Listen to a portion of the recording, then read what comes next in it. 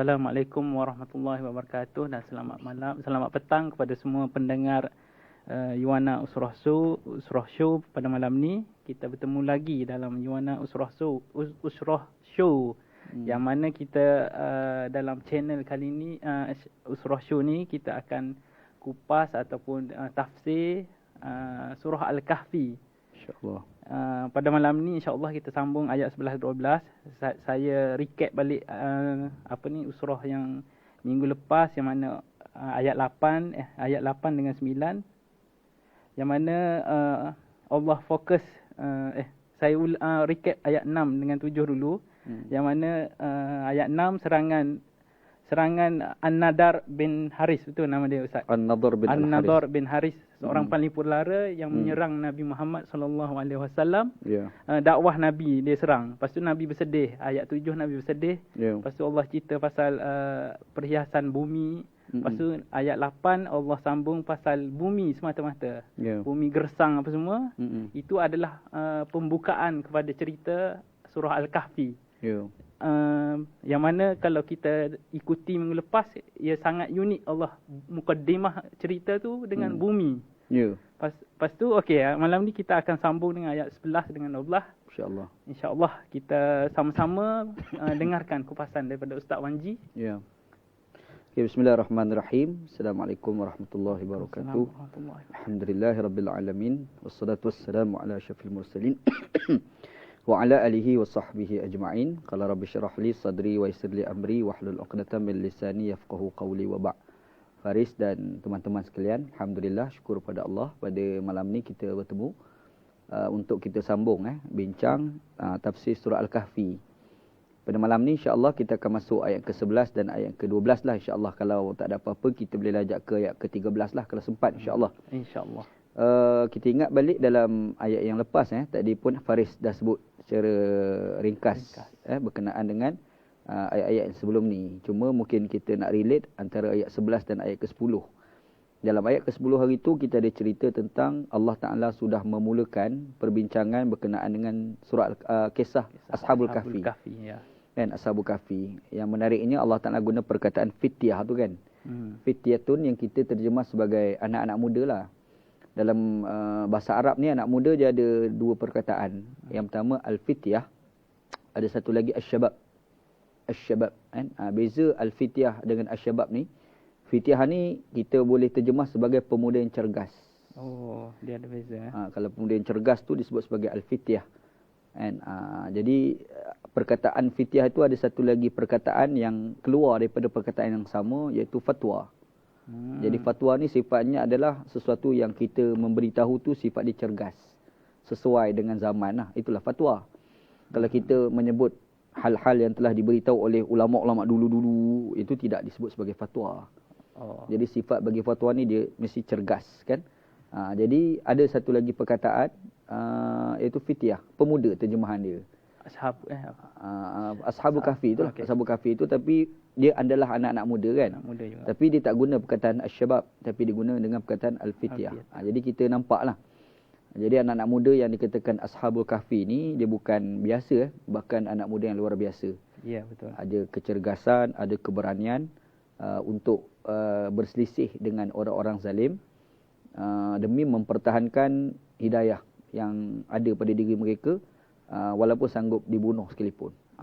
Itu cerita yang berkait dengan Ashabul Kahfi, yang itu sebagai pemula daripada cerita dari surah Al-Kahfi. Ayat 10 tu kira pemula lah. Bermula cerita. Sebelum tu Allah Ta'ala hanya sebagai mukadimah kata. Kan? Ya betul. Ayat 1 hingga 9. Ayat 1-9 tu adalah mukadimah, jalan cerita, nak boleh ke start tu kan. Ya betul. Dia memang kaedah kita bercakap ni, kita mesti ada mukadimah dia dulu kan. Bukan pakai kod ni kan. Silat pun ada bunga dia sebelum.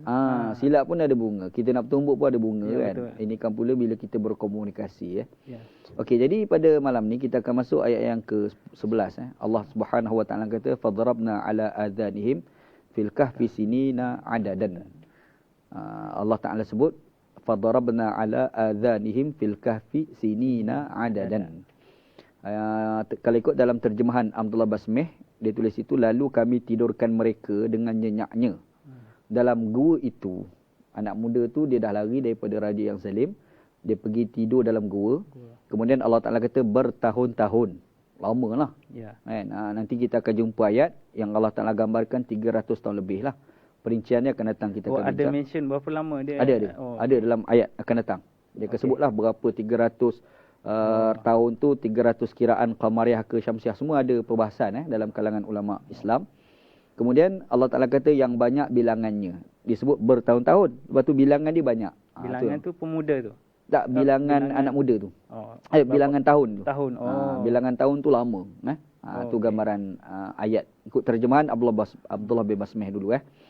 Okey, jadi kita tengok dalam perbahasan tafsir. Yang pertamanya Allah Ta'ala kata fadarabna ala adhanihim fil kahfi, yang diterjemah sebagai kami tidurkan mereka di dalam gua. Tidur itu diterjemah sebagai nyenyak. Menarik ini dalam ayat ni, dia tak kata perkataan naum, tidur. Dia guna fadarabna. Kami, kalau terjemahan harfiah, fadarabna ni pukul. Daraba kan pukul. Daraba. Idrib pukul kan. Daraba, fadarabna, terjemahan harfiah, lalu kami pun memukul ala azanihim, pada azan. Azan ni telinga. Azan. Daripada perkataan uzun. Kan? Kita sebut azan, melaungkan azan. Itu melaungkan suara yang sampai ke telinga. Itu mana azan kan. Uzun telinga lah. Satu telinga dia panggil uzunun kan. Cuma menarik dalam ayat ni, fadarabna ala adhanihim, tapi maksudnya adalah tidur. Kenapa Allah Ta'ala kaitkan tidur nyenyak itu dengan telinga? Padahal tidur ni kat mata. Kan? Kenapa itu agak menarik? Ini yang pertamanya, inilah kita panggil Allah Ta'ala dia bercakap menggunakan kalam sastra. Sastra dia kadang-kadang sekali lagi sastra ni. Jadi seni dalam mengungkapkan kata kan. Bahasa Al-Quran. Macam contoh kita sebut wa albasahu libasal ilm. Allah Ta'ala telah memakaikan kepadanya dengan pakaian ilmu. Kita kalau berucap nisbah orang Arab yang bersastra, bila dia nak puji seseorang itu dengan ilmu yang banyak, dia tak kata kana aliman, kanal ulama, kanal alamah. Dia tak sebut macam tu. Bagi sastra lah. Kalau yang tidak sastra, macam itulah dia cakap. Kana aliman, dia ni orang alim kan. Kana alamah, dia ni ilmu banyak. Macam tu. Tapi kalau orang yang bersastra, dia akan cakap wa albasahullahu libasal ilm. Allah Ta'ala telah pakaikan kepadanya dengan pakaian ilmu. Dia sastra, seni yang cakap. Jadi bila kita dengar pun kita sebut style lah Muhammad ni cakap kan. Apatah lagi Allah Ta'ala bila bercakap kan. Ya. Makanya Allah Ta'ala ni dalam bersastra, dia tak kata mereka itu kami tidurkan. Tapi dia guna perkataan fadarabna ala adhanihim fil kahfi. And kami telah pukul pada pendengaran mereka di dalam kubur, di dalam gua kan. Jadi menarik dia kata, kenapa dia guna perkataan telinga padahal tidur ni kat mata kan. Kita kalau kita fikir balik nisbah pada kita sendiri tidur ni, kalau kita tidur tiba-tiba ada nyamuk pergi bising kat telinga, tidur kita nyenyak ke tak nyenyak? Memang confirm tak tidur gitu. Walaupun mata kita pejam tapi tak tidur. Jadi tidur nyenyak ni, telinga ni pun tak dengar apa yang diperkatakan. Yang bising-bising kat telinga ni pun tak ada. Tidur tu tidur nyenyak. Jadi macam mana Allah Ta'ala nak gambarkan tidurnya Ashabul Kahfi tu tidur nyenyak, sehingga Allah Ta'ala kata kami telah tutup pendengaran mereka. Mungkin Swiss dia kat telinga kot. Swiss mata, Swiss tidur. Tidur betul-betul. Dia tidur ni tidur belaka, tapi nyenyak tak nyenyak ya.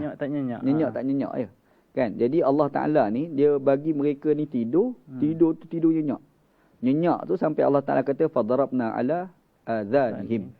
Kami telah tutup pendengaran mereka. Maksudnya tidur betul tu. Tidur betul. Maksudnya kalau 300 tahun lebih dia tidur tu, tidur sungguh, bukan tidur biasa. Tidur mati tidur mati kan. Mati. Jadi maksudnya mereka tu masa hidup mereka tu, mereka diserang oleh raja yang zalim, tentera-tentera cari mereka untuk membunuh mereka, penat. Jadi Allah Ta'ala bagi mereka berehat. Berehat ni bukan berehat sikit, berehat sungguh. Kan? Sebab dalam Al-Quran, dalam surah Al-Furqan sebagai contoh, Allah Subhanahu Wa Ta'ala ada gambarkan apabila kita sebut tidur ni berehat. Allah Ta'ala kata wa huwal ladzi ja'ala lakumul laila libasa wan naumu subata.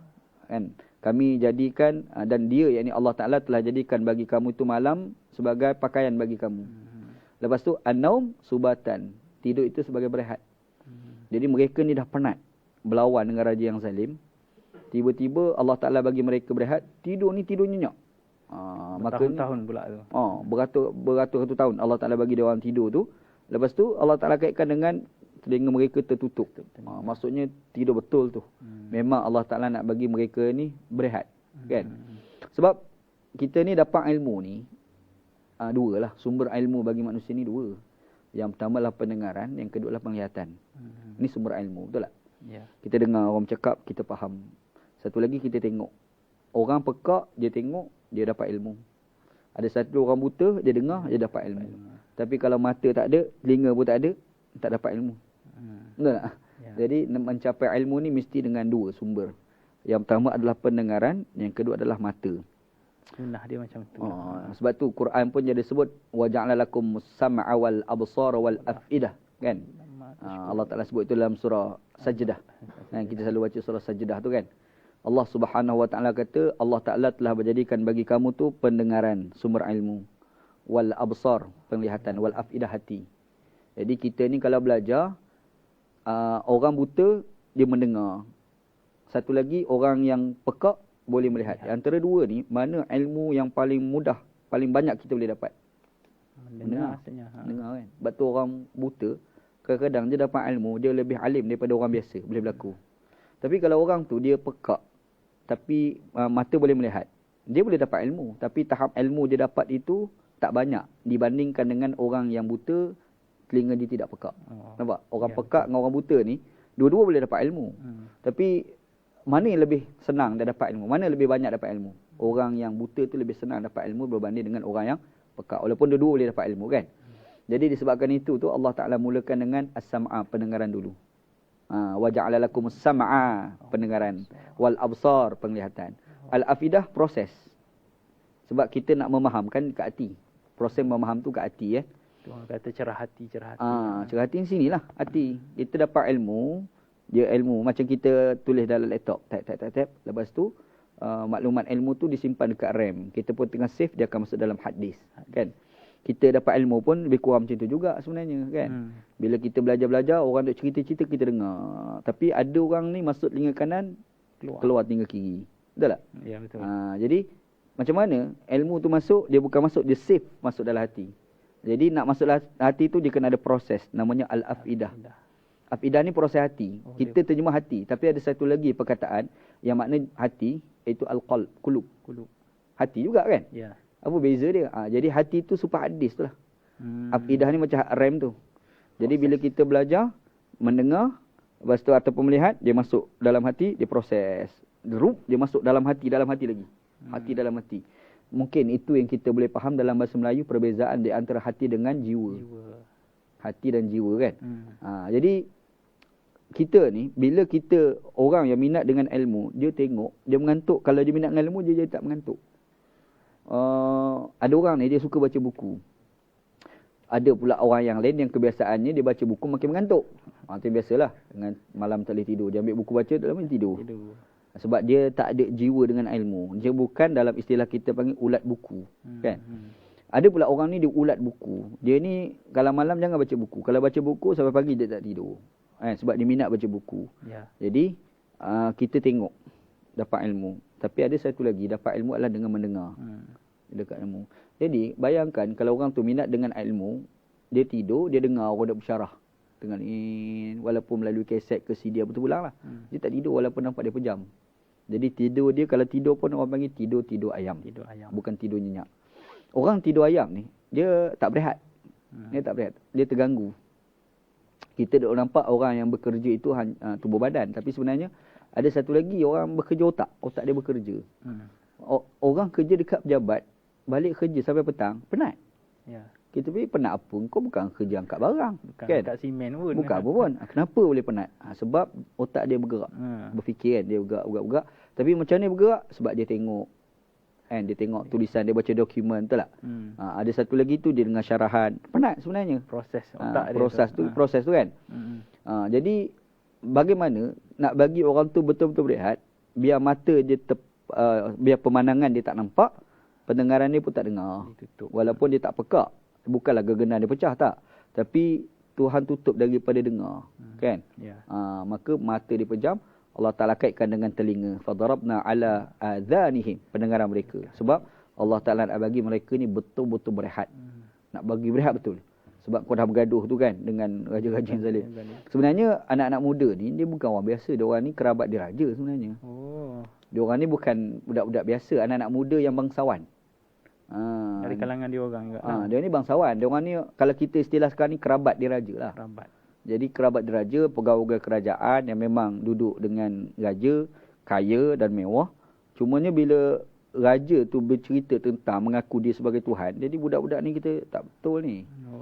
Walaupun dia orang kaya yang biasa dengan hidup mewah, tapi dia orang sanggup tinggalkan kemewahan itu semata-mata mempertahankan akidah. Itu memang luar biasalah anak-anak muda ni. Maka tak pelik Allah Ta'ala guna perkataan fityah tu. Fityah tu kan. Fadarabna ala adhanihim fil kahfi, tidur dalam gua tadi. Kata Allah, sinina adadan. Ustaz, sebelum tu nak tanya, kenapa dia pakai lalu kami? Fadarabna. Lalu kami Lalu kami. Maksudnya lalu kepada kami tu. Kenapa? Kami tu macam kenapa? Ramai pula. Tiba-tiba kami. Kenapa Allah Ta'ala guna kata kami padahal dia akulah kan? Okey, bagus tak soalan ni, agak menarik juga Okey, kita ni kalau baca dalam Quran, Allah Ta'ala kalau dia guna kalimah aku, dia ada beberapa permaknaan tersendiri, dan kalau dia guna perkataan kami pun ada permaknaan tersendiri. Sudah pasti berbezalah. Ya. Apabila dia guna aku, yang pertama menggambarkan ketegasan, tegas. Dia mesti tegas. Dia guna aku. Serius lah tu. Kalau dia guna aku tu, keras tu. Tapi kalau keras satu, yang kedua berbeza dengan penggunaan kami. Kami ni dia menggambarkan proses itu tidak akan dia semata-mata, tapi dia turut sama disab dengan pihak yang lain. Kan? Inna anzalnal Quran, kami telah menurunkan Al-Quran. Sebab Quran itu memang turun, memanglah Tuhan turunkan, tapi ada yang lain juga terlibat, namanya malaikat. Kalau Allah Ta'ala tak nak libatkan malaikat, boleh, tak ada apa pun. Tapi dia libatkan juga. Jadi bila ada pihak lain, maka dia guna kami. Inna anzalnal Quran. Kan? Inna anzalnahu fi lailatul qadar. Sesungguhnya kami telah menurunkan Al-Quran pada malam Lailatul Qadar.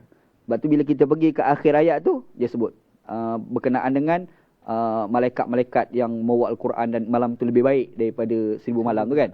Jadi maksudnya di situ dia ada pihak lain sama, dia libatkan. Serupalah bila dia menggambarkan tentang ciptaan-ciptaan yang lain. Maka dia guna kalimah kami kat situ. Jadi kita boleh faham, bila sebut kami, bukanlah bermakna Tuhan tu dah jadi 2, 3, 4, bukan. Jadi Tuhan itu dia buat satu benda, tapi dia telah melibatkan pihak lain sama. Guna kami lah. Kan? Macam kita jugalah. Kan? Kita ni buat satu kerja. Contohlah kita nak buat satu bangunan. Bila kita buat bangunan, wakil kita bercakap tu, dia tak kata aku buat. Dia kata kami yang buat. Tak? Kalau dia kata aku yang buat, yang kawan-kawan lain kata, dah aku ni tak kawan dia pula. Orang kedua kata, dah aku tak macam mana. Orang ketiga pula kan. Jadi maksudnya kamu seperti telah menafikan fungsi orang lain. Pada orang lain pun ada fungsi juga. Jadi bila kita buat satu bangunan sampai siap, kita bercakap ke orang, kami ni buat gini lah. Kita tak akan kata aku buat. Jadi demikian juga bila Al-Quran, dia guna perkataan kami. Okey. Bila Allah Ta'ala kata fadarabna ala adhanihim, kami, dia guna kami kat sini kan. Kami telah menutup pendengaran mereka di dalam Al-Kahfi, dalam gua, sini nak adadan, tahun yang banyak lah. Dia nak gambarkan bahawasanya proses nak bagi orang itu tidur itu, dia bukan semata-mata Allah, tapi Allah Ta'ala libatkan juga makhluk-makhluk lain. Apa dia? Sejuk. Kita ni kalau tidur panas, mungkin kita boleh sedar. Dalam gua tu sejuk. Maksudnya ada tak makhluk lain terlibat? Ada, Tuhan libatkan. Maka bila Tuhan libatkan makhluk-makhluk lain, maka Allah Ta'ala pun guna perkataan kami. Kan? Tapi kalau dia guna aku, contoh, itu kadang merujuk pada ketegasan. Ketegasan dia. Aku, maksudnya, satulah. Yang kedua, dia buat satu benda, tak libatkan yang lain. Kalau guna aku, selalunya ayat ni konteksnya begitu. Jadi kita jangan salah faham lah. Bila Allah Ta'ala kata, fadarabna kami ni. Jadi kita, Tuhan ni banyak ke? Sebab memang ramai di kalangan orang-orang bukan Islam yang tak puas hati dengan Al-Quran. Mereka create keraguan begitu kan. Jadi soalan tu bagus sebenarnya. Kan? Kenapa kami? Kenapa tak guna aku tu kan? Sebab ayat kedua, ayat selepas tu kan kami dia banyak. Kami. Sebab dia nak menggambarkan bukan dia je, ada faktor lain yang boleh menyebabkan dia ditidurkan begitu. Anak-anak muda tu tidur begitu kan. Okey, sambungan ayat kata Allah. Tsumma ba'atnahum lina'lama ayyul hizbain ahsa lima labithu amadan. Terjemahan dia dalam Abdullah bin Basmih. Bukan Abdullah bin Basmih. Abdullah Basmih ni kata, kemudian kami bangkitkan mereka dari tidurnya untuk kami menguji siapakah dari dua golongan di antara mereka yang lebih tepat kiraannya tentang lamanya mereka tidur dalam gua itu. Kami membangkitkan mereka untuk kami mengetahui di antara dua kelompok manusia, siapakah yang mengira itu tepat. Yang kira tu bilangan hari tu kan. Bilangan tahun tu. Okey, type. Dalam ayat ni, dia nak gambarkan baliklah pihak kita ni pula. Allah Ta'ala tidurkan mereka lama kan. Cumanya berapa bilangan hari itu, maka Allah Ta'ala ni telah refer pada kita yang membaca ni pula. Kita ni yang siapa yang baca lah. Maka orang yang baca ni, dia akan bahas berapa lama dia orang tidur, berapa lama dia orang tidur. Dia suruh kita yang kira tu. Kita tengok di antara dua kelompok. Dua kelompok. Nanti kita akan perincikan apa maksud dengan dua kelompok dan sebenarnya apa yang dia orang wacanakan pada kiraan itu. Dia ada cerita lah, bukan semata-mata kiraan. Sebenarnya tinggal kata 300 hari. Tak, sebenarnya 400 hari. Bukan itu. Apa sebalik cerita kiraan itu? Tu gambaran ayat. Tersirat tu. Jadi Allah Ta'ala kata thumma ba'atnahum. Kemudian kami bangkitkan mereka.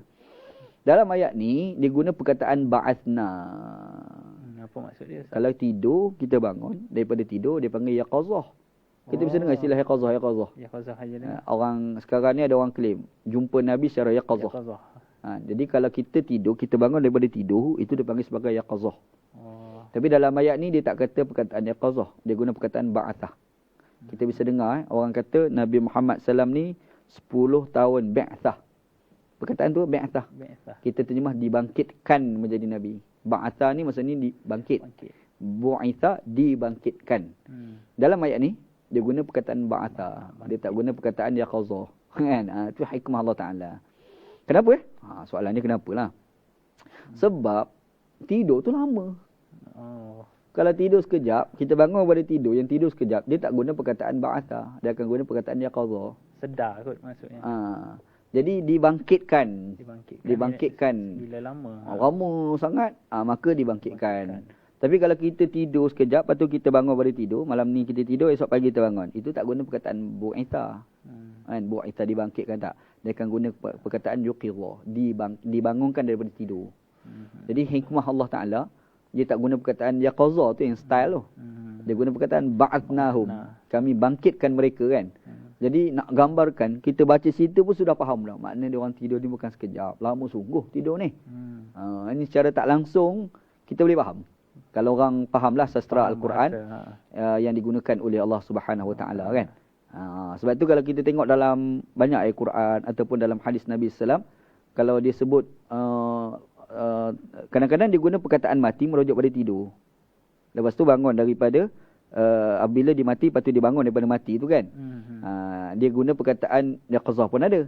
Tapi kalau lama sangat, dia akan guna perkataan ba'athah. Ada satu perkataan lagi, infiru. Itu bangkit juga kan? Tak, bukan. Bukan. Infiru ni maksudnya kita datang pergi menyerang. Dia panggil apa Dia menyerang tu, satu serang. Satu lagi kita macam mana bangun menyerang. Bukan bangun menyerang. Bingkas bingkas. Bingkas.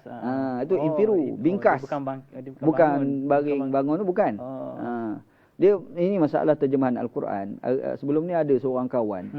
Dia kata sebab dalam Quran ada perkataan mimar qadina hadza dalam surah Yasin tu kan. Sebab dalam terjemahan dia kata daripada tempat tidur. Sebenarnya bukan tempat tidur.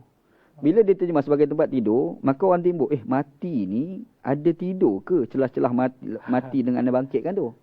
Kan? Sebab bila kita sebut mati ni bukanlah maknanya kita mati tu semati-matinya. Sebenarnya kita hidup lagi tapi alam lain. Kan? Jadi bila ada orang terjemah mimar qadina hadza daripada tempat tidur kami ini, jadi orang dok faham, mungkin lepas dia orang mati, lepas tu dia orang ditidurkan pula. Di alam satu lagi tu tidur. Ada orang tanya tu. Sebenarnya mimar qadina bukan makna tempat tidur. Mimar qadina ni mungkin terjemahan kita ni lebih tepat adalah tempat pembaringan. Tempat pembaringan. Ada dalam lagu. Kan? Dia pembaringan ni. Pembaringan ni bukan mesti tidur. Kalau kita mati letak pun pembaringan. Sebab baring baring ni umum. Baring ni mati pembaring, tidur pembaring. Tapi bila orang jemaah mimar qadina tempat tidur, dia ada something wrong tu. Ada macam maka orang akan timbul satu kepercayaan, rupa-rupanya alam satu lagi tu kita tidur. Situ pula. Kan dah tak tepat. Jadi saya secara peribadi tak setujulah penterjemahan dengan tempat tidur. Lebih setuju dengan terjemah sebagai tempat pembaringan. Itu lebih orang tak salah faham. Ha. Kan? Tu penting juga cara terjemahan tu Ya. Betul. Masalahnya permintaan rahmat lah terjemah lagu tu. Susah lah kan? Tapi kita tak apalah. Itu yang diiktiraf. Tapi kita boleh kritik lah terjemahan itu kan. Jadi kita tak nak orang salah faham terhadap pemandangan Al-Quran. Ya, betul. Okey, taib. Jadi dalam ayat ni dia kata thumma ba'atnahum, kami bangkitkan mereka. Kami lagi. Kami bangkitkan. Sekali lagi dia guna kami lah. Ya. Sebab mereka bangkit daripada tidur yang lama tu banyak faktor. Ya. Kan? Ada faktor suasana orang tiba-tiba jadi panas. Kan ada cerita matahari. Itu yang menyebabkan dia orang boleh bangun tidur tu. Jadi dalam jangka yang lama tu, mata dia orang tu dengan badan mereka tu, itu semua fungsi-fungsi yang menyebabkan mereka tidur lagi nyenyak. Bila sampai time untuk dibangkitkan itu, mereka nak bangun balik tidur tu, ada faktor berubah suasana iklim. Yang menyebabkan berasa mereka bangun. Ini berapa lama. Sejuk, rasa tiba-tiba rasa panas. Contoh ni macam itulah. Jadi ada faktor lain yang menyebabkan mereka ni boleh bangun daripada tidur. Makanya Allah Ta'ala guna ba'asnahum. Kami bangkitkan mereka. Okey, bila kami bangkitkan mereka, lina'lama ayyul hizbain. Jadi mereka ni tidur dah lama sangat. Mesti ada hikmah dia. Kenapa Tuhan pergi buat lagu tu? Maka Allah Ta'ala kata lina'lama, supaya kami tahu. Tuhan nak test. Sebarang kejadian yang berlaku di depan mata kita, manusia melihat itu mesti ada beberapa pentafsiran daripada manusia. Penafsiran 1, penafsiran 2, tafsiran 3, tafsiran 4, betul kan? Ya, hakikatnya yang begitu. Berbeza-beza. Mesti ada tafsiran dia. Maka demikian juga Allah Subhanahu Wa Taala bila jadikan orang yang tidur lama kemudian dibangkitkan. Allah Taala nak test, nak tengok siapa di kalangan manusia. Kalau orang yang beriman dia kata ini kuasa Allah Taala. Beriman. Tapi kalau orang tak berapa nak beriman ni, yang ni fenomena alam. Dia kira fenomena alam. Tuhan dia tak nampak dah. Kan? Ada satu geng lagi mungkin ini penglipu lara ni. Penglipu lara kan. Itu kategori-kategori manusia. Kan? Bila tengok kejadian yang berlaku itu lah macam-macam kan. Allah Ta'ala kata kami bangkitkan mereka lina'lama, supaya kami boleh tahu. Allah lah. Allah Ta'ala ni boleh tahu. Ayyul hizbain, manakah di antara dua kelompok. Hizbain. Hizb ni asal maknanya adalah parti. Hizbut Tahrir. Hizbut Tahrir. Parti Islam se-Malaysia PAS. Hizbul Islami. Kan? Fil Malaysia. Parti Keadilan Rakyat. Hizbul Adalah. Al-Sya'biyah. Parti Keadilan Rakyat. Kalau sebutan Arab, Hizbu Al-Adalah Al-Sya'biyah. Itu sebutan dia kan. Jadi Al-Hizb tu asal maknanya adalah parti. Tapi dalam ayat ni dia guna perkataan Hizb. Ini macam cerita orang parti pula kat sini. Ayul Hizbain. Manakah di antara dua parti? Ikut terjemahan kita lah. Tapi sebenarnya apa makna Hizb? Hizb ni asal maknanya adalah Al-Jama'atu alladhi tawafaqu ala syai'in wahid. Satu jemaah yang dalam dia tu bersepakat dalam satu hal. Jadi satu kelompok ramai. Lepas tu jadi satu ideologi, sepakat dengan ideologi tu. Itu panggil Hizb. Sebab tu parti tu dipanggil Hizb. Parti ni sebab ideologi tu orang pakat duduk dengan satu ideologi. Kan? Terjemahan ataupun makna definisi bagi makna hizb itu adalah al-jama'ah allati tawafaqu ala syai'in wahid. Mereka sepakat pada satu perkara. Hizb. Jadi kalau orang tanya kenapa orang tu masuk dalam PAS? Sebab dalam PAS tu ada satu ideologi, dia sepakat lah. Ideologi tu kan. Dia bersetuju dengan satu ideologi tu kan. Itu dia panggil hizb. Jadi Allah Ta'ala ni dia gambarkan tentang kami bangkitkan mereka. Yakni Ashabul Kahfi tidur, bangun daripada tidur tu kan. Kami nak tahu di antara dua hizb. Jadi bila dua hizb tu, dia kata dua hizb, dua kelompok yang ada ideologi tu, yang satu ideologi tu, siapa kelompok itu? Jadi siapa maksudnya? Maksudnya satu kelompok dengan ideologi dia, satu kelompok lagi dengan ideologi dia. Di situ tu berlaku khilaf besar lah dalam kalangan ulama tafsir. Ada ulama tafsir kata yang dikatakan Hizbain itu adalah raja yang zalim itu dengan Ashabul Kahfi itu sendiri. Dua golongan tu. Dia tafsir dua. Tafsir lagu tu. Ada tafsir lagu tu. Cuma kebiasaan ulama-ulama tafsirkan adalah pihak dalam menilai terhadap tidur itu. Sebab itu ayat golongan dia menguji dua yang tepat kiraannya maksudnya. Di antara dua ni mana yang dua yang mengira kadar mereka tidur di dalam gua itu kan. Jadi apa yang dikatakan dua kelompok itu? Jadi ada satu kelompok tu dia kata tidur tu sebenarnya tidur satu kelompok dia kata kita serah pada Allah. Dia panggil tafwid istilah dia. Tafwid serahlah pada Allah. Berapa ke, 300 ke, 500 tak penting. Yang pentingnya pengajaran kita boleh ambil daripada cerita ni adalah Tuhan nak gambarkan kekuasaan dia. Dia satu kelompok lagu tu. Ada satu lagi kelompok memang dia cari maklumat. Sebenarnya tak salah. Tak ada salah pun. Kita nak cari maklumat sebab apabila kita mencari satu maklumat, celah-celah tu mungkin kita dapat ilmu yang lain. Betul. Dia kaedah dia dah. Betul tak? Kita ni kena terimalah satu hakikat. Kita akan dapat satu idea yang baik, kadang-kadang bermula daripada idea yang tak baik. Sebab sifat bagi idea ni adalah tali menali. Ilmu pun begitu sebenarnya. Ya. Kita buat misal contoh lah. Orang tak akan fikir nak buat kereta kecuali orang tak akan fikir nak buat kereta BMW kecuali sebelum itu mesti ada kereta dulu. Dan orang tak akan fikir nak buat kereta kecuali sebelum itu mesti ada kenderaan yang berenjin. Betul tak? Dan kalau kita tanya sejarah kereta ni start pada bila? Semua tu bermula daripada tajuk perang. Perang. Tiba-tiba barang makanan itu kita nak buat lari dengan cepat. Tentera ni dengan tenaga dia tak kuat. Kuda tak kuat. Tak kuat. Masa dengan tenaga tak kuat. Makanya ada pokok. Orang tebang pokok tu dia ada bulat macam tayar. Ganda dia panggil. Orang letak kayu tengah-tengah. Orang pun letak kayu alik sini ni. Letak barang. Banyak-banyak kita boleh tolak. Itu asalnya kereta sorong. Ya. Lepas tu berkembang lagi. Orang berbual dengan binatang. Bila binatang boleh muat lagi banyak. Mari pula zaman enjin. Tayar tu dah jadi dengan enjin. Jadi orang pun dah buat lori sebagai contoh kan. Orang dah buat lori, orang dah buat kereta. Daripada situ lah sekali keluarlah BMW. Jadi idea itu dia akan datang tu kadang-kadang daripada idea yang bodoh. Sebab tu kita jangan tolak idea bodoh. Sebab kadang idea bodoh itulah mendatangkan idea lebih pandai. Kan? Hakikat dia begitu. Sebab itu bila kita bangkit, dua kelompok manusia menghitung bilangan hari yang mereka tidur. Ada satu lagi kita serah pada Allah lah. Allah Ta'ala lebih mengetahui. Wallahu a'lam kan. Jadi dia pun sebenarnya itu pun okey, tak ada apa pun. Sebab dia mengaku kelemahan diri dia. Kalau aku fikir-fikir pun sebenarnya tak semestinya betul, tak tepat sebab luar daripada pengetahuan kita. Terserahlah pada Allah Subhanahu Wa Ta'ala. Tapi ada satu kelompok memang dia nak cari, Tapi untung tak? Untung. Sebab bila orang mencari, bayangkan zaman tu belum ada lagi ilmu matematik, maka di situlah bermulanya ada ilmu matematik. Orang start belajar ilmu untuk nak mengetahui satu benda tu kan. Daripada tak ada ilmu dah ada.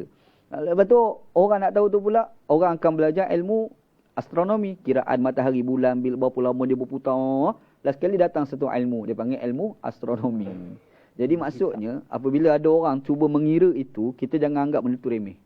Jangan anggap ini tak ada apa ni. No. Sebenarnya orang yang mengira itu pun ada hikmah dia. Jangan pelekehkan. Jangan pelekeh. Sebab bila kita sebut ilmu, dia mesti ada manfaat kepada umat. Kan? Bahkan kalau kita teliti balik, cuba kita fikir, orang yang pakar dalam bahasa Arab, ulama-ulama yang hebat dalam bahasa Arab, kebanyakannya bukan orang Arab. Si bawah itu orang Farsi. Kan. Kenapa orang Farsi hebat dalam ilmu bahasa Arab? Ilmu tata bahasa Arab tu yang pergi buat kaedah-kaedah tu, orang Farsi bukan orang Arab. Betul tak? Cuba kita fikir balik. Banyak ilmu yang hebat-hebat ni bukan datang daripada orang Arab.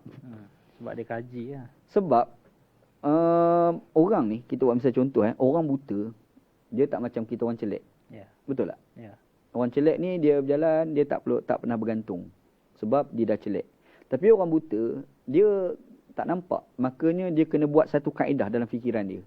Kalau bunyi macam ni, ini tandanya ini. Betul tak? Kalau dia berjalan, angin bertiup. Bertiup ni macam nak pula rasa. Yang ni panas, ini sejuk. Dia ada kaedah-kaedah dia buat dalam fikiran dia. Kaedah itu dia ajar kepada orang. Makanya orang boleh faham ilmu tu daripada kaedah itu. Maka demikian juga orang yang bukan Arab. Orang Arab cakap Arab hari-hari. Dia tak perlu dah pada kaedah. Tapi bila orang Farsi, dia nak belajar bahasa Arab. Macam mana aku nak ingat? Takkan je nak ingat semua perkataan. Tak larat. Sebab akal kita terbatas. Maka dia buatlah kaedah. Kaedah 1, kaedah 2. Jadi kaedah-kaedah itu hasil daripada kajian dia apabila melihat ungkapan kata tu secara konsisten.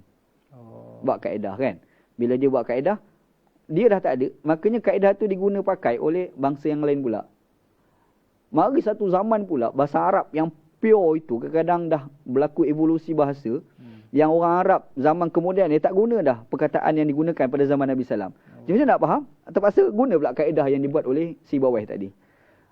Jadi maksudnya kadang-kadang tradisi ilmu tu datang hasil daripada kelemahan. Bila kita lemah, maka datanglah tradisi ilmu. Orang buat kaedah, orang buat metodologi, orang buat epistemologi. Itu istilah-istilah lah.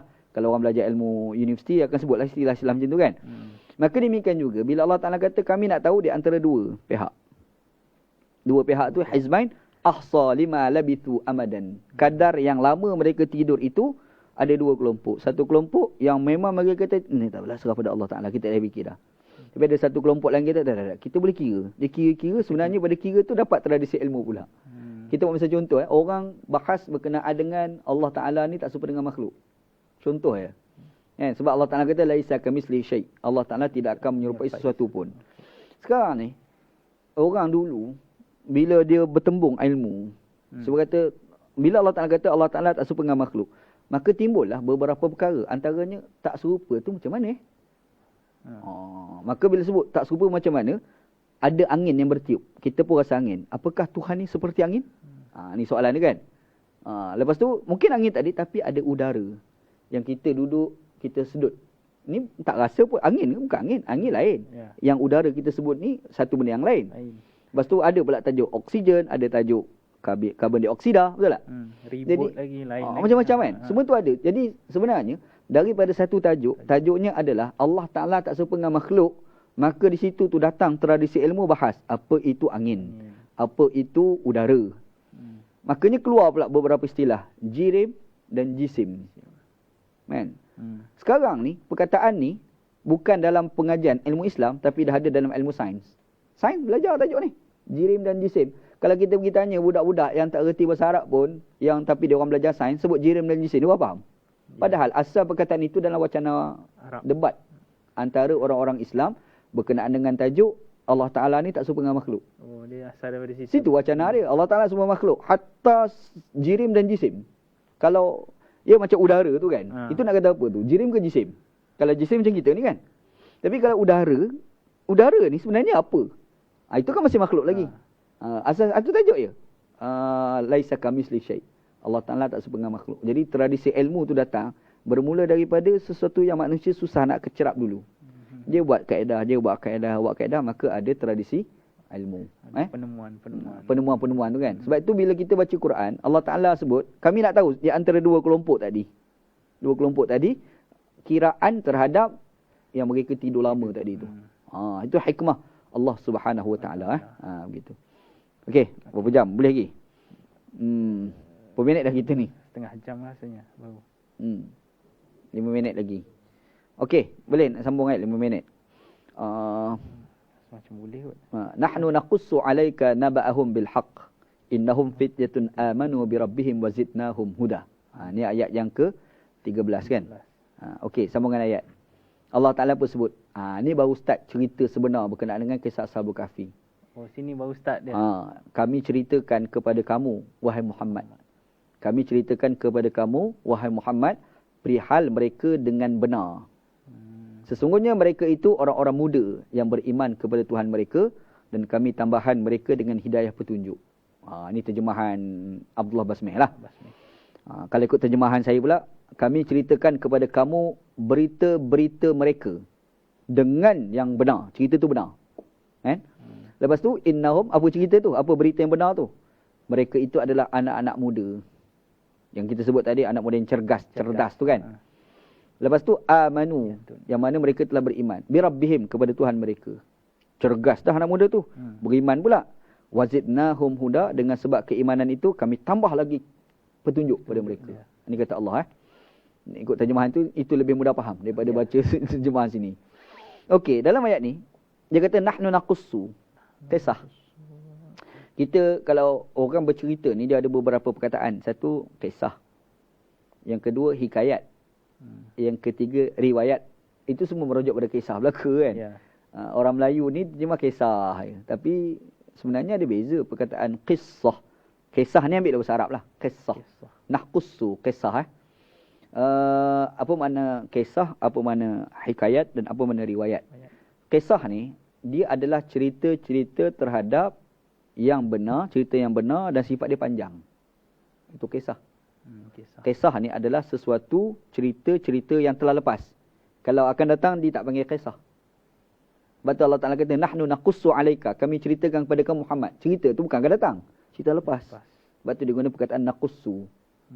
Kalau kita baca dalam Nanti kita akan jumpa dalam surah ni jugalah. Dalam surah Al-Kahfi ni kisah berkenaan dengan Nabi Khidir dengan Nabi Musa AS. Nabi Musa ni dah jalan lajak dah. Lepas tu nak jumpa Khidir. Dia tanya kepada budak yang bawa barang dia.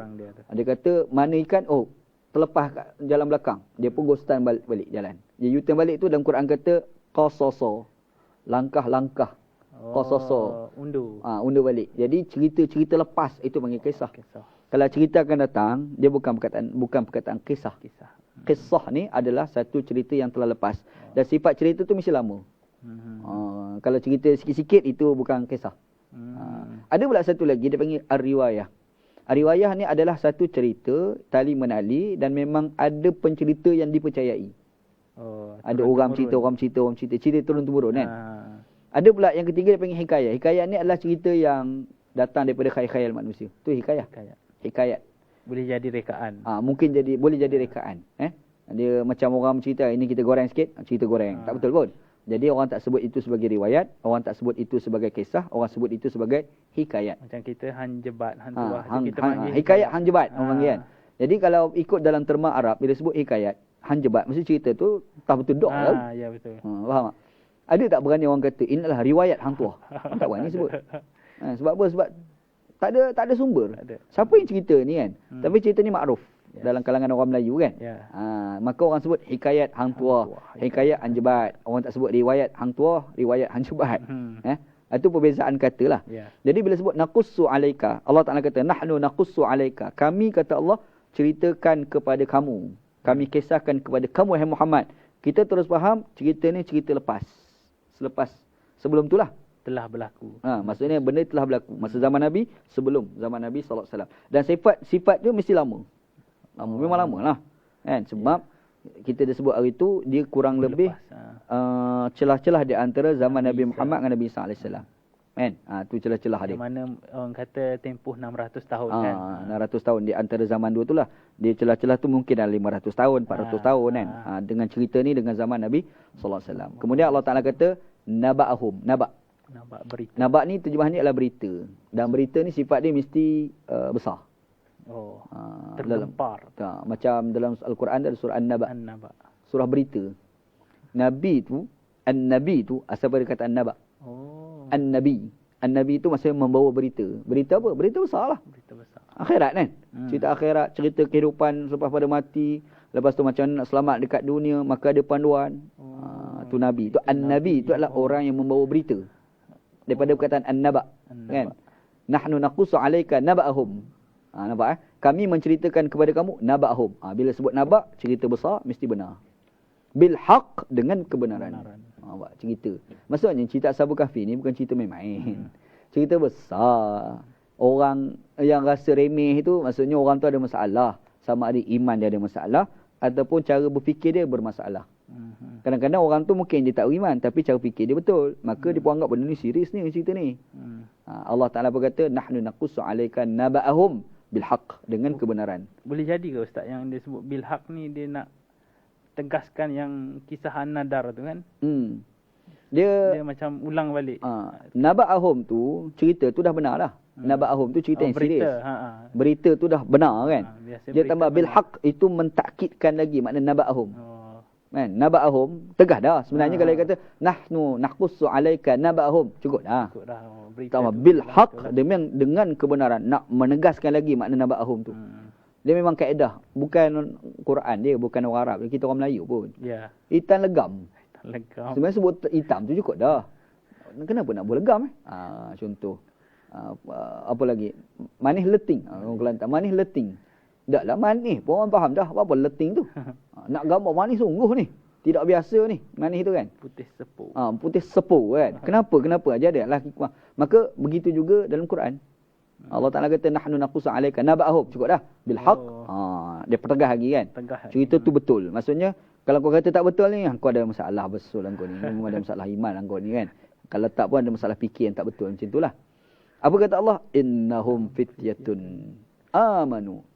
Mereka mana anak muda tadi. Fityatun tu. Kan? Mereka itu yang mana tu? Anak muda tadi tu. Fityatun. Dia ulang sekali. Patut hum tu dah cukup dah. Innahum fityah. Innahum Dah cukup dah. Tapi dia fityatun, sekali lagi diulang perkataan fityah. Nak menegaskan mereka ni betul-betul anak muda yang cergas. Cergas tak cergas tu Allah Ta'ala sebut sifat mereka amanu, mereka telah beriman. Birabbihim, dengan Tuhan mereka. Tengok ayat. Dia kata fityatun amanu birabbihim. Dia tak kata fityatun amanu billah. Kenapa kita baca Quran alhamdulillahi rabbil alamin. Puji-pujian bagi Allah, Tuhan yang mentadbir sekalian alam. Rabb tu terjemahannya Tuhan, Allah tu pun Tuhan Allah penjaga kan Rabb. Jadi kenapa dia sebut dalam ayat ni amanu birabbihim, beriman dengan Tuhan mereka. Kan? Jadi amanu birabbihim, dia tak kata amanu billah. Okey. Ada benda kita boleh sembah Allah dengan kita tahu hakikat Allah. Ada benda kita ni boleh kenal Allah melalui apa yang dia ciptakan. Betul tak? Ya, kita ni faham zat Allah lah. Iyalah, faham zat Allah ni benda tidak boleh digambarkan. Macam mana kita nak imaginasi Allah? Tak sampai akal kita. Sebab Allah Ta'ala ni beyond daripada segala-galanya. Dia beyond daripada apa yang kita cerap dengan mata, telinga, panca indera. Dia beyond. Bahkan apa yang diimajinasi pun tak tercapai. Sebab Allah Ta'ala itu adalah zat yang maha wujud, menjangkaui akal. Itulah Allah Ta'ala. Tapi, kalau kita boleh kenal orang, kita nampak zat dia, orang. Kenal Allah macam mana Penat tu, nak kenal Allah. Kalau kita kenal orang lah. Saya kenal Faris, sebab saya jumpa, saya tengok muka lah, kenal lah Faris. Betul kan? Ya. Tapi kalau Faris tak ada, saya tak kenal Faris. Saya tak pernah berkawan dengan Faris. Saya tak macam mana saya nak kenal Faris? Kalau tak pernah berkawan, tak pernah tengok, tak tahu cerita pasal dia, kan? Ya. Tapi kita kenal Allah ni macam mana itu persoalan dia. Sedangkan jadi kita tak pernah nampak dia. Tak pernah tengok. Macam ni Faris tahu ada muka lah, apa tangan kan. Kita boleh tahu inilah Faris. Tapi Allah dia beyond. Dia takkan nampak dengan imaginasi kita. Tapi ada cara kita boleh kenal Allah adalah melalui daripada apa yang diciptakan. Kita kenal Allah berdasarkan apa yang dia ciptakan. Contoh, kita ni kadang-kadang baca satu syair ataupun puisi. Kita pula orang minat puisi, kita best gila puisi ni. Masa kita baca tu, sebenarnya kita kagum kepada puisi tu ke ataupun kita kagum kepada penulis puisi tu? First, puisi lah kot. Mula-mula kita, hebat puisi ni. Lepas tu kita akan fikir, orang yang tulis mesti hebat. Mesti hebat. Ni bukan biasa ni orang yang tulis ni. Sebab aku baca ni mengkagumkan. Betul tak? Maka kita akan timbul persoalan. Dia ni kenapa begitu puitis? Dan kenapa? Apa pengalaman hidup dia sehingga dia boleh menulis puisi begini hebat? Betul kan? Jadi kita tak kenal tuan dia. Tapi kita kenal dia tu melalui puisi yang dia tulis. Melalui satu benda kepada satu hakikat. Betul tak? Jadi macam mana anak-anak muda ni dia boleh terfikir ada satu kuasa besar yang kita kena sembah dan raja kita ni yang kita sembah ni tak betul. Ni bukan Tuhan. Zalim lagi tu. Zalim lagi kan. Sebab amanu birabbih, mereka beriman dengan Tuhan mereka. Maksudnya pengalaman hidup dia tengok dengan makhluk-makhluk ni, dia kata mana mungkin ni yang pergi buat segala-galanya. Mesti ada kuasa lain. Maka disebabkan itu diguna perkataan birabbihim, dengan Tuhan mereka. Okey, iman tu bukan iman biasa tu, iman betul-betul. Iman tu sebati dalam diri dia. Maka Allah Ta'ala kata wazidnahum huda. Lalu kami tambahkan kepada mereka petunjuk. Hidayah. Dia hidayah ni dia ada dua tau. Yang pertama dia panggil irsyad, yang kedua dia panggil matlub. Irsyad ni kita nak masuk syurga, kita tahu jalan-jalan nak pergi ke syurga. Datangnya Nabi Muhammad dan juga kitab lah. Nabi kata nak masuk syurga, masuk syurga. Okey, kau buat ni A, B, C, D. Sembahyang, puasa, zakat, masuklah syurga. Tapi ada satu lagi, Tuhan ni kalau dia nak bubuh orang dalam syurga, kalau orang tu tak sembahyang, dia boleh buat. Tak ada apa pun bagi Allah. Jadi dia panggil bimbingan daripada Tuhan. Bimbingan Tuhan. Tuhan ambil bubuh dalam syurga kan. Ada pula satu lagi manusia yang dia ni buat satu kebaikan, dia buat sekali, dia nak buat kali kedua mungkin rasa berat. Kali ketiga buat mungkin rasa berat. Tapi sebab hari-hari dia buatlah sekali sebati dalam hidup dia. Makanya dia akan buat itu dengan mudah. Jadi mereka ni beriman, sebati, benda tu dah jadi meresap dalam diri mereka, automatik dapat bimbingan daripada Tuhan. Itu panggil wazidnahum huda. Kan? Macam orang ni, dia naik motor, dia angkat tayar sekali tu, sekali, dua, jatuh. Angkat 2 kali, jatuh. 3 kali, jatuh. Tapi sebab hari-hari dia angkat tayar, last sekali senang dia angkat tayar. Sekali dia buang tayar depan. Dia boleh okey kan. Kenapa Sebab dia dah terbiasa. Kita belajar naik kereta, mula-mula masuk driving school. Nak tekan minyak dengan brek tu kena tukar lagi. Tapi hari ni, sambil-sambil mengantuk boleh tekan brek. Betul tak? Kenapa? Sebab hari-hari. Kita hafal suratul Fatihah dengan kita hafal surah Al-Baqarah. Sama-sama hafal. Tapi kalau orang baca surah Al-Baqarah yang kita hafal tu, kadang kita boleh tersilap. Ayat mana? Tutup kat mana? Kat mana ayat akhir? Sambungan kat mana? Tapi Al-Fatihah, sambil-sambil ngantuk pun boleh habis baca Fatihah. Sebab apa? Sebab dah selalu. Okey. Bila anak-anak muda ni beriman, iman tu yang melekat dalam diri hati dia, makanya automatik dapat bimbingan Tuhan. Faham tak? Dia dah sebati. Jadi kalau orang sebati dengan iman ni, kalau orang dengar azan, dia tak pergi semain, dia rasa gelisah. Sebab iman dah sebati dalam diri dia kan. Apa lagi, kalau dia tengok ada orang miskin minta sedekah, dia tak tolong. Dia jalan telajak, dia pun tanya, alamak aku tak tolong orang miskin ni. Itu orang dapat bimbingan Tuhan. Anak muda ni, begitu sifatnya. Dia kuat mempertahankan akidah, kepercayaan tu betul-betul kepercayaan, sehingga kan dia betul-betul dapat bimbingan daripada Allah Subhanahu Wa Taala. Itu wazidnahum huda, dan kami tambah kepada mereka petunjuk. Maksudnya bimbingan daripada Allah Subhanahu Wa Taala. Jadi apa pula maksud tambahan yang dikatakan tambahan petunjuk tu? Yang kata bimbingan Tuhan tu. Nanti Allah Taala akan perincikan dalam sambungan ayat, wa rabatna ala qulubihim. Kami ikat pada hati mereka. Nampak? Ikat tu. Macam mana cerita itu akan datanglah. Wallahu taala alam. Wallahu alam. Di peringkat saya pun dah tak ada persoalan kot. Right. Okey, terima kasih kepada Ustaz Wanji kerana sudi berkongsi tafsir ayat 11, 12 dan kita sempat ayat 13. InsyaAllah kita akan sambung ayat seterusnya yang lebih menarik insyaAllah. Bukan insyaAllah. Ayat Quran ni kita sukar nak jangka dia punya keunikan bahasanya. Jadi jangan lupa follow Usrah Show ni. Dan jangan lupa untuk like dan follow channel Yuwana di semua sosial media seperti YouTube, Facebook, YouTube, TikTok dan lain-lain. Jangan lupa. Sampai sini saja. Assalamualaikum warahmatullahi wabarakatuh. Waalaikumsalam warahmatullahi wabarakatuh.